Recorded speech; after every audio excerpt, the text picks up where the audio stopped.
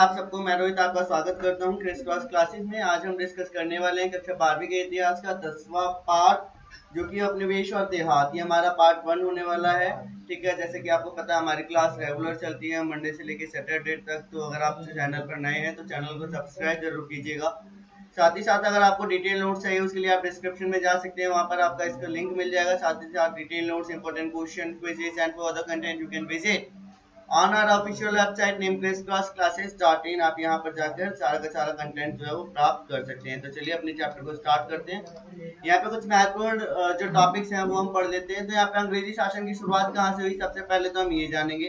कर व्यवस्था यहाँ पे इन्होंने लागू की थी, जिसमें इस्तेमारी बंदोबस्त, रेतवाड़ी व्यवस्था और महालवादी व्यवस्था क्या थी। ये तीनों एक प्रकार के कर थे जो कि हम डिस्कस करेंगे कैसे कैसे ये कर लेते थे। बंगाल और अंग्रेजी शासन के बारे में हम देखेंगे, जिसमें जमींदार और जोतदार थे, दोनों के बीच में किस प्रकार मतभेद थे वो भी हम यहाँ पे देख लेंगे। फिर आएंगे ईस्ट इंडिया कंपनी पर, जिसमें हम पांचवी रिपोर्ट, याद रखिएगा पांचवी रिपोर्ट काफी महत्वपूर्ण है। इसमें कई बार क्वेश्चन भी पूछा जाता है पांचवी रिपोर्ट से रिलेटेड। आगे हम बात करेंगे पहाड़ी लोग, बुकानन, संथाल, रैयतवादी व्यवस्था और दक्कन दंगा। तो ये सारी चीजें आज हम डिस्कस करने वाले हैं, तो जुड़े रहिएगा वीडियो के साथ। ठीक है, तो चलिए हम स्टार्ट करते हैं।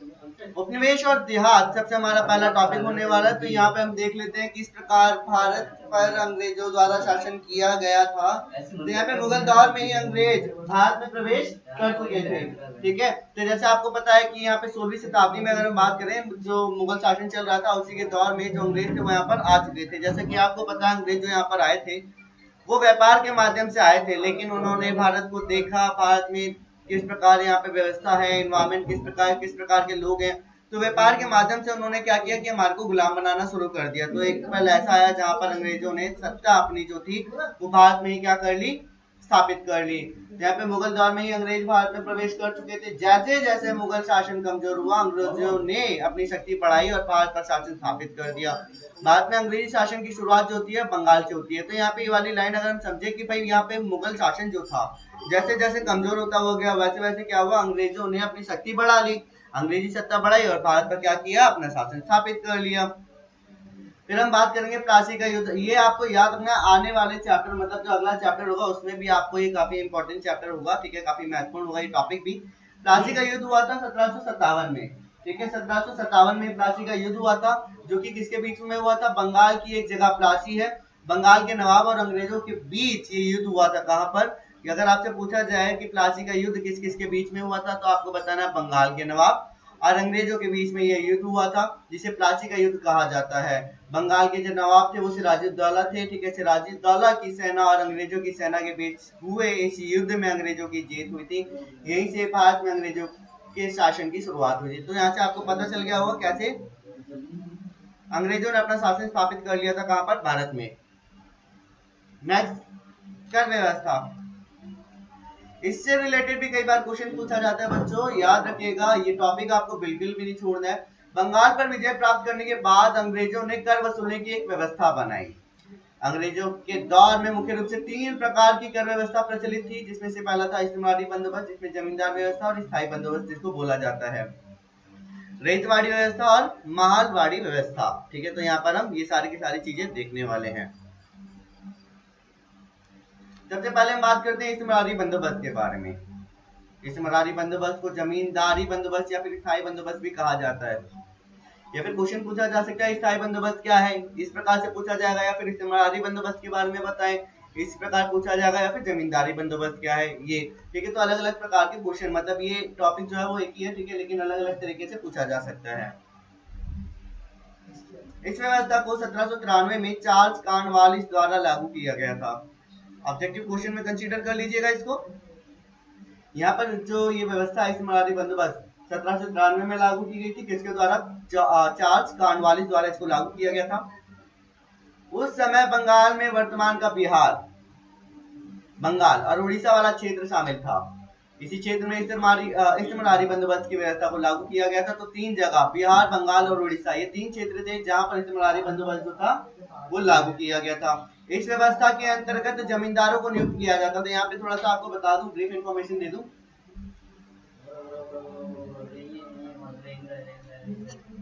तो इसके अंतर्गत जो जमींदार थे वो क्या करते थे कि उनको एक मोहरा बना दिया कि वो क्या करेंगे कि यहाँ पर जो बाकी के लोग हैं, किसान वगैरह हैं, फिर दूसरे जो लोग हैं, उनसे क्या करेंगे, कर इकट्ठा करेंगे। ठीक है, क्या करेंगे, कर इकट्ठा करेंगे। कर इकट्ठा करने के बाद वो देंगे अंग्रेजों को।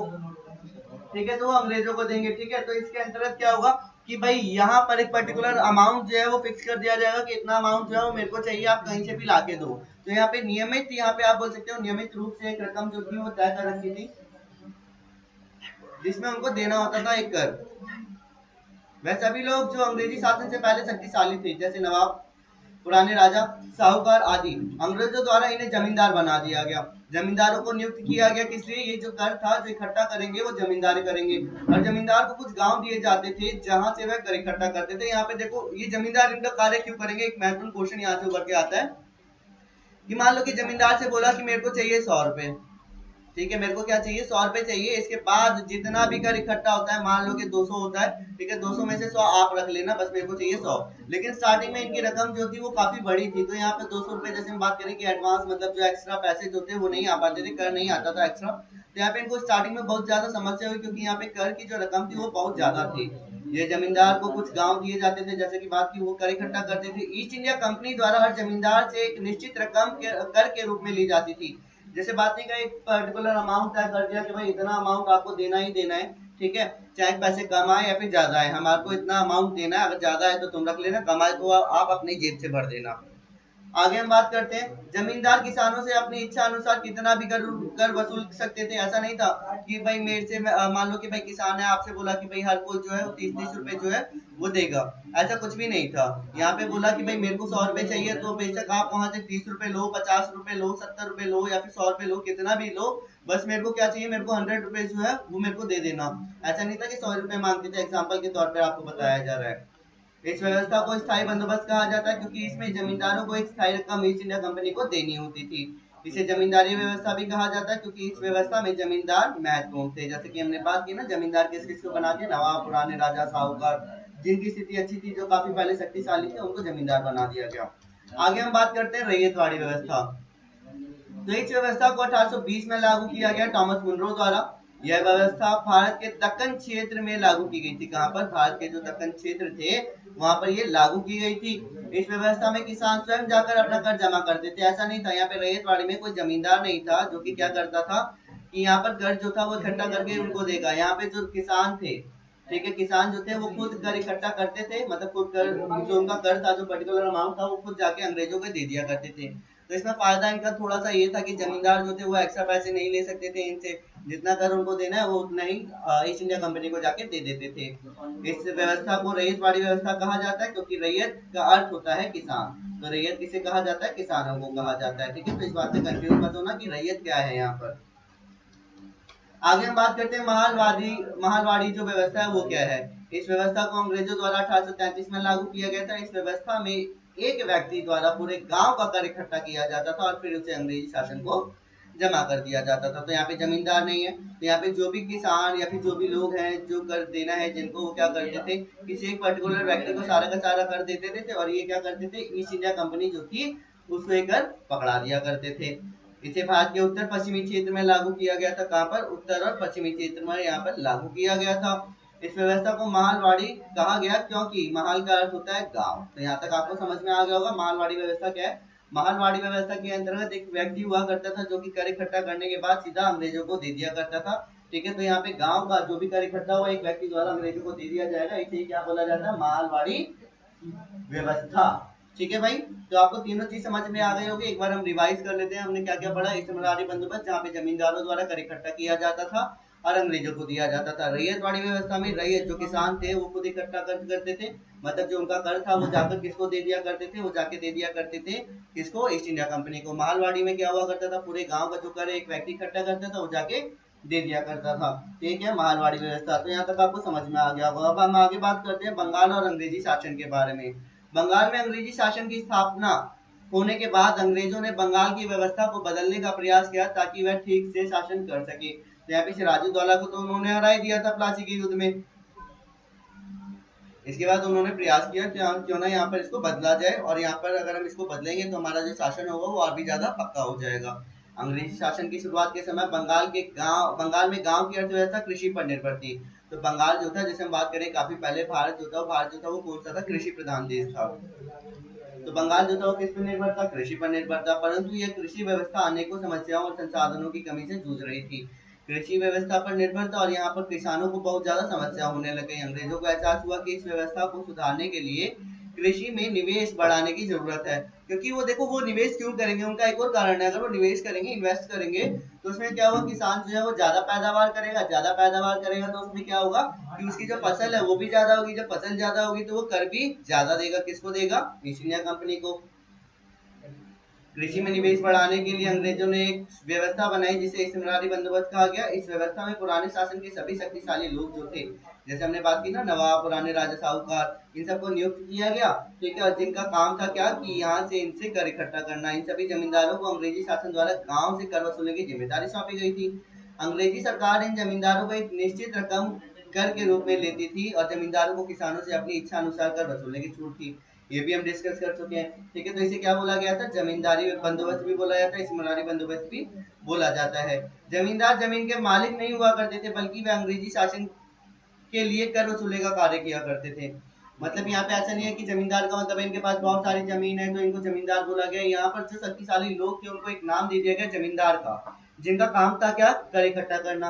अंग्रेजी शासन को आशा थी कि इस व्यवस्था के कारण कृषि में निवेश बढ़ेगा और ग्रामीण अर्थव्यवस्था में सुधार आएगा। तो यहाँ पे क्या था कि डायरेक्टली जो कर लेना था वो डायरेक्टली कर नहीं लेते थे, तो उनको ये लगा कि जमींदार जो है उनकी थोड़ी सी मदद करेंगे। हालांकि क्या हुआ था कि यहाँ पे अंग्रेजों द्वारा जमींदारों को थोड़े से पैसे दिए गए थे, जाओ उनकी थोड़ी सी मदद करो।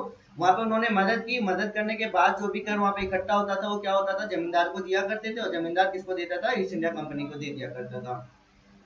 परंतु ऐसा नहीं हुआ, जमींदारों को किसानों से कर वसूलने में अनेकों समस्याओं का सामना करना पड़ा, जिस वजह से वे अंग्रेजी शासन को ठीक समय पर कर नहीं दे सके। अब यहाँ पे समस्या क्या है वो हम थोड़ा सा देख लेते हैं। देखो, थोड़ी सी ब्रीफ इंफॉर्मेशन ले लेते हैं। इसके अंतर्गत यहाँ पे जो लोग थे वो जानबूझ के कर नहीं दिया करते थे। एक रीजन ये बता दोगे या फिर बोलोगे, जमींदार जो थे वो क्या करते थे, ज्यादा कर वसूलते थे, जिसमें लोग जो थे वो नहीं दे पाते थे। एक और बात आप बोल सकते हो कि यहाँ पर जो ईस्ट इंडिया कंपनी थी उनकी कर की रकम बहुत ज्यादा थी, जिसकी वजह से वो कर पूरा इकट्ठा नहीं कर पाते थे। ठीक है, तो ये कारण आप बता सकते हो। तो यहाँ पे हम देख लेते हैं जमींदार ठीक समय पर राजस्व क्यों नहीं दे पाते थे, क्या कारण थे। शुरू के कुछ वर्षों में यह व्यवस्था ठीक प्रकार से चली, अच्छी खासी चली थी स्टार्टिंग में, परंतु धीरे धीरे इस व्यवस्थाओं में समस्याएं उत्पन्न होने लगी और जमींदार या किसान दोनों का शोषण होने लग गया। दोनों का कैसे शोषण होगा, पहले तो अच्छी खासी चली, लोगों ने कर भी दिया, लेकिन बाद में जमींदारों को कर नहीं मिला, जमींदारों ने लापरवाही की, तो जिसकी वजह से क्या हुआ कि यहाँ पर दोनों का शोषण होने लग गया। कौन कर रहा था यहाँ पे शोषण, शोषण कर रहा था ईस्ट इंडिया कंपनी। यहाँ पे कारण देख लेते हैं, जमींदारों की लापरवाही। इस्तेमारी बंदोबस्त के लागू होने के बाद एक लंबे समय तक जमींदारों ने इसे गंभीर रूप से नहीं लिया था, मतलब सीरियसली नहीं लिया था कि हाँ ठीक है अंग्रेजों ने चलाया, बाद में बंद कर देंगे, क्योंकि नया नया शासन चलाया था अंग्रेजों ने। ठीक है, तो इसलिए उन्होंने क्या किया, हल्के में ले लिया, चलो ठीक है जो होगा देखी जाएगी, जिस वजह से जमींदारों पर बकाया राजस्व जो था बढ़ता हुआ चला गया। मान लो कि 100 रुपए उनको देना है, 100 रुपए में 50 रुपए दिए, 50 रुपए जो थे वो माइनस में थे, अगली बार उनको 150 रुपए देना है, फिर से 50 रुपए कम हो गए, 200 हो गए, तो इस वजह से क्या हुआ कि रकम जो थी उनकी बढ़ती हुई चली गई। तो बाद में इतनी रकम बढ़ गई कि भाई लगभग उनका जो ये रकम थी चुका पाना नामुमकिन सा हो गया। आगे हम बात करते हैं, बहुत ज्यादा राजस्व मांग, जैसे हमने बात की थी शुरुआती व्यवस्था में राजस्व मांग बहुत ज्यादा अधिक थी, यानी कि जो जमींदार थे वो अंग्रेजों को कर नहीं चुका पाते थे, क्योंकि उनका जो कर था, मतलब जो अमाउंट था वो बहुत ज्यादा हुआ करता था। इतना कर वे किसानों से वसूल नहीं कर पाते थे, जिस वजह से बकाया की राशि भी बढ़ती रहती थी। फिर हम बात करते हैं फसलों की कम कीमत। फसलों की कम कीमत का मतलब है जब हमारे को फसल की कम कीमत मिलेगी तब भाई हम कैसे कर देंगे, फसल की कीमत बढ़ाओ, कर हमारे से ले लो। तो यहाँ पे फसल की कम कीमत थी, जिस दौर में व्यवस्था को लागू किया गया उस दौर में फसलों की कीमत बहुत ज्यादा कम थी, जिस वजह से इतनी ऊंची मात्रा में कर चुका पाना लगभग नामुमकिन सा था, किसानों के बस में नहीं था। और किसानों से एकत्रित ना कर पाने के कारण जमींदार भी सरकार को कर नहीं दे पाते थे। सरकार यहाँ पे ईस्ट इंडिया कंपनी है। असमान कर व्यवस्था के बारे में हम डिस्कस करते हैं। कर की व्यवस्था असमान थी, क्या थी, कर की व्यवस्था असमान थी। परिस्थितियां चाहे कैसी भी हो, निश्चित कर को सही समय पर चुकाना ही हुआ करता था, मतलब ऐसा नहीं था कि अगर आप नहीं चुका पाए तो वो माफ कर देंगे, नहीं, आपको कर चुकाना ही चुकाना है, चाहे कोई भी व्यवस्था हो, किसी भी प्रकार की प्रॉब्लम हो। कई बार अच्छी फसल ना होने के कारण किसान जमींदारों को कर नहीं दे पाते थे, परंतु जमींदारों को इस स्थिति में कोई छूट नहीं दी जाती थी। मतलब जैसे हम बात करें कि आपको कर देना है, चाहे कुछ भी हो, चाहे जो किसान है मर जाए, जमीन उसकी हट जाए, बर्बाद हो जाए, बंजर हो जाए, लेकिन आपको कर देना ही पड़ेगा। अब हम बात करते हैं सूर्यास्त विधि के बारे में। इस विधि के अनुसार यदि जमींदार निश्चित तिथि में सूर्यास्त होने तक अपना राजस्व नहीं चुका पाते थे तो कर की कीमत को दुगना कर दिया जाता था, और कई स्थितियों में जमींदारों की संपत्ति को नीलाम भी कर दिया जाता था। सूर्यास्त विधि का मतलब है कि मान लो कि भाई यहाँ पे जो 30 सितंबर है, यहाँ पर आपको क्या करना है, कर चुकाना है। तो सूर्यास्त होने से पहले आपको कर देना पड़ेगा, नहीं दिया तो क्या होगा, कर की रकम जो है वो दुगनी कर दी जाएगी। आगे हम बात करते हैं जमींदारों की शक्तियों पर नियंत्रण। तो यहाँ पे जमींदारों की जो शक्तियां थी उस पर नियंत्रण कर रहा था अंग्रेजी शासन, जिस वजह से वह ना तो अपनी सेना रख सकते थे और ना ही किसानों पर अपना दबाव बनाकर रख सकते थे। इस वजह से जमींदारों को इकट्ठा करने के लिए अनेक समस्याओं का सामना करना पड़ता था। अब हम बात करते हैं कुछ किसान तो ऐसे थे कि जानबूझ के वो कर ही नहीं देते थे कि भैया हम कर देंगे ही नहीं। कभी कभी किसान जानबूझ के कर देने में देरी करते थे। जमींदारों को ऐसे परेशानी में देख किसान बहुत ज्यादा खुश हुआ करते थे। ऐसी स्थिति में जमींदार किसानों पर मुकदमा तो चला सकता था, परंतु उन पर अपनी ताकत का इस्तेमाल नहीं कर सकता था। मुकदमे की कानूनी प्रक्रिया भी बहुत ज्यादा लंबी होती थी। इसी वजह से मुकदमा करने के बाद भी जमींदार कर इकट्ठा नहीं कर पाता। मतलब जो किसान थे, एक तो जानबूझ के कर नहीं देते थे, ठीक है। दूसरा अगर हम बात करें, जमींदार के पास एक ऑप्शन हुआ करता था कि कानूनी मुकदमा उस पर कर दे, लेकिन कानूनी मुकदमा बहुत ज्यादा लंबा होता था, ठीक है, तो उसमें कोई फायदा नहीं हुआ करता था। तो यहाँ पे किसान जो थे वो जानबूझकर कर नहीं देते थे। यदि जमींदार अंग्रेजी शासन द्वारा निर्धारित राजस्व को सही समय पर नहीं दे पाते थे तो उनकी संपत्ति को नीलाम कर दिया जाता था। मतलब जैसे मान लो कि अब भाई जो राजस्व वसूली की जो रकम है वो 500 हो गई, अब आप नहीं दे पा रहे हो, तो वहां पर क्या है कि आपका जो घर है उसको क्या कर दिया जाएगा, उस घर को नीलाम कर दिया जाएगा। यहाँ पर जमींदार की संपत्ति और भूमि को नीलाम करके अंग्रेजी शासन कर वसूली किया करते थे। नीलामी के अंदर जमींदारों की संपत्तियों की बोली लगाई जाती थी। वह व्यक्ति जो सबसे अधिक बोली लगाता था, जमीन संपत्ति उसको बेच दी जाती थी। इस तरह अंग्रेजी शासन जमींदारों द्वारा राजस्व जमा ना किया जाने पर राजस्व कर वसूल किया करता था। राजस्व ना चुका पाने की स्थिति में जमींदारों की संपत्ति को नीलाम कर दिया जाता था, जैसे हमने बात की है ना। तो यहाँ पर परंतु इस स्थिति में जमींदार अनेक तरीकों से अपनी संपत्ति को बचाने का प्रयास करते थे, जैसे कि फर्जी बिक्री। जैसे खुद अपने आदमी भेजी और उनसे बोला कि जाओ यहाँ पे इतनी बोली लगा लेना और वो जमीन वापस मेरे को दे देना। कई बार जब जमींदारों की संपत्ति नीलाम की जाती थी तो इन नीलामियों में जमींदार के लोग, उसके रिश्तेदार या उसके जान पहचान वाले जमींदार ऊंची बोली लगाकर जमीन को खरीद लिया करते थे और वो जमीन उसी के पास चली जाती थी। आगे चलकर नीलामी की राशि देने से मना कर देते थे, जिस वजह से संपत्ति को दोबारा नीलाम करवाना पड़ता था। मतलब ये प्रक्रिया बार बार चलती रहती थी। मान लो कि मैंने बोला कि हाँ मैं इसको 10,000 में खरीदूंगा, ठीक है, लेकिन मैंने बोला ठीक है मैं खरीदूंगा, लेकिन मैंने इसको रकम नहीं दी, ठीक है। उसके बाद सेकंड में भी यही हुआ, थर्ड में भी हुआ, तो ये बार बार क्या करते थे, इसको नीलाम करते रहते थे। दोबारा इसी तरीके से जमींदार के जानकारों द्वारा संपत्ति खरीद ली जाती थी, अंत में दोबारा राशि देने से मना कर दिया जाता था। इस तरह से यह व्यवस्था चलती रहती थी और अंत में जमींदार को बहुत कम दाम में जमीन बेच दी जाती थी। आगे हम बात करते हैं, तो यहाँ पे कब्जा ना देना, ठीक है। कब्जा ना देने का मतलब क्या है, कई स्थितियों में जब कोई बाहर का व्यक्ति जमीन खरीद लेता था तो जमीन पर कब्जा नहीं दिया जाता था या फिर डरा धमका कर भगा दिया जाता था। मतलब ऐसा होता ना कि आपने मेरी संपत्ति खरीदी, मैं बोलूंगा कि संपत्ति खरीदोगे मैं आपको जान से मार दूंगा। तो इस प्रकार ये क्या करते थे, धमकी दिया करते थे, वहां से भी जमीन बचा लिया करते थे। ताकत वाला अपने जमींदार जो हुआ करते थे वो लठियार मतलब अपने गुंडे भेजकर उनको मार पीट कर भगा देते थे, ठीक है। जिससे क्या होता था कि वो जमीन नहीं खरीद पाते थे। महिलाओं को हस्तांतरित करना, मतलब यहाँ पे एक और नियम था कि महिलाओं के पास अगर यहाँ पे संपत्ति का अधिकार है, संपत्ति का अधिकार का मतलब है महिलाओं के नाम पर संपत्ति है, ठीक है, तो वो नीलाम नहीं कर सकते हैं। तो कई बार जमींदार क्या करते थे, संपत्ति को महिलाओं के नाम पर कर दिया जाता था, क्योंकि अंग्रेजी शासन महिलाओं से जमीन नहीं छीन सकता था। तो ये सारे कारण थे जिसकी वजह से यहाँ पे जो कर था वो क्या होता था, पूरी तरह से नहीं चुका पाते थे और यहाँ पे उनकी संपत्ति भी नीलाम नहीं होती थी। आगे हम बात करते हैं वर्तमान की नीलामी क्या है, ठीक है। तो यहाँ पे एक घटना है वर्तमान की, वो हम देखेंगे। 1797 में वर्तमान में एक नीलामी की गई। इस नीलामी में वर्तमान के राजा की संपत्ति बेची जा रही थी, क्योंकि राजा ने राजस्व राशि नहीं चुका पाई थी। बोली लगाने के लिए नीलामी में अनेक लोग शामिल हुए और अंत में सबसे ज्यादा बोली लगाने वाले को संपत्ति बेच दी गई। परंतु बाद में पता चला कि नीलामी में शामिल ज्यादातर खरीदार राजा के नौकर और उसके जान पहचान वाले थे। इस नीलामी में हुई 95% से ज्यादा खरीदारी जो थी वो क्या थी, फर्जी थी। इस नीलामी से पहले राजा द्वारा अपनी संपत्ति का कुछ हिस्सा किसके किसके नाम पर कर दिया गया था, अपनी माता के नाम पर कर दिया गया था। तो ये क्या थी, हमारी वर्तमान की एक नीलामी की घटना है जो कि यहाँ पर बताई गई है। तो यहाँ तक हम अपना पहला पार्ट डिस्कस करेंगे, ठीक है। तो ये हमारा पार्ट 1 था।